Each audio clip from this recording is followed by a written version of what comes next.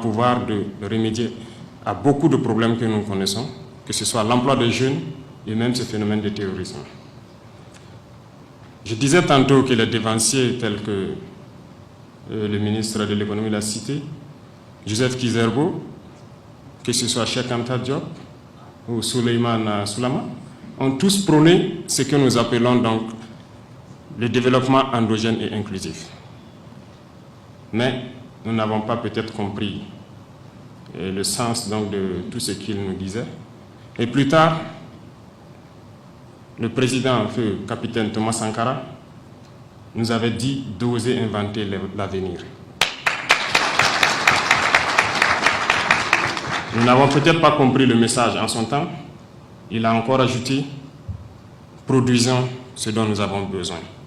Transformons cela et consommons ce que nous produisons. Nous pensons que nous avons cette capacité. Et comment y arriver? Nous n'allons pas y arriver avec un système qui nous est imposé. Il fallait donc créer, il fallait inventer. En lisant, nous avons aussi vu dans le programme politique d'un éminent homme politique qui est ici présent dans la salle, j'ai nommé le professeur Laurent Bado,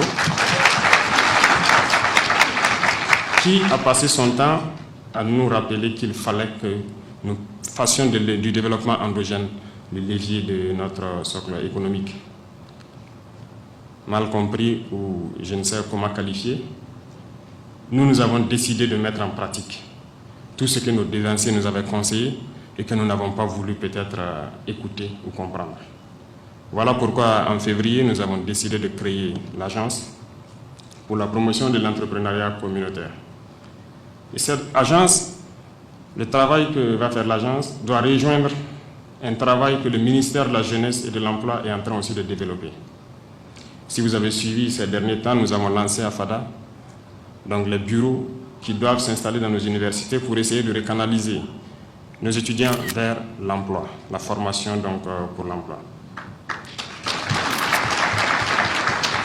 Ici, ce matin, nous sommes là donc pour lancer un appel à tous les Burkinabés, qu'ils soient sur le territoire ou de la diaspora, pour souscrire massivement à ce projet. Parce que l'avenir du Burkina, ne rêvons pas, ça ne viendra pas d'ailleurs. C'est nous qui devons l'inventer, c'est nous qui devons créer cet avenir, l'entretenir et nous approprier cela. J'invite donc tout le monde à souscrire massivement, à nous permettre de créer nos entreprises, à nous approprier nos entreprises. Et d'ailleurs, je pense que c'est à cela que nous allons mieux les entretenir. Et qui d'autre pourra travailler dans ces entreprises? Voilà pourquoi le ministère de la Jeunesse se bat aussi à orienter. Parce que la réforme qui va suivre, il s'agit de reformer le système. Quand j'écoutais tout de suite la capsule, je vous ai vu rire à l'intervention de l'étudiant. Ça veut dire beaucoup de choses. Il faut canaliser les gens vers l'emploi professionnel. Ces entreprises, ces usines, cette mécanisation de l'agriculture, il n'y a pas mieux que nous qui pouvons nous former à certains domaines bien précis pour entretenir tout ce qu'il y aura comme machinerie, pour produire tout ce que nous avons besoin et pour travailler donc dans ces entreprises. Donc voilà pourquoi ces deux doivent marcher ensemble. Le projet donc du ministère de la Jeunesse et l'APEC. L'APEC a fait appel donc à une société coopérative qui a fait ses preuves, qui a une bonne expérience donc dans le domaine et qui, avec qui plutôt nous avons échangé pour qu'il puisse accompagner et soutenir pour que le Burkina Faso puisse passer donc à un nouveau modèle économique. Et par-dessus tout, je pense que cette initiative, comme je le disais, est un levier pour lutter contre le terrorisme. Parce que tant que les jeunes ne seront pas employés, tant qu'ils seront désœuvrés, ils seront donc soumis à toute tentation. Tentation donc d'aller vers la facilité, de chercher d'autres solutions. Et ça peut entraîner le grand banditisme et le terrorisme que nous connaissons. Il s'agit donc pour nous de pouvoir employer le maximum de jeunes dans la production, dans la transformation et maintenant dans la commercialisation. Parce que ce n'est pas à nous d'importer ce que nous consommons, mais c'est au Burkina de pouvoir exporter. Les domaines choisis sont assez illustratifs.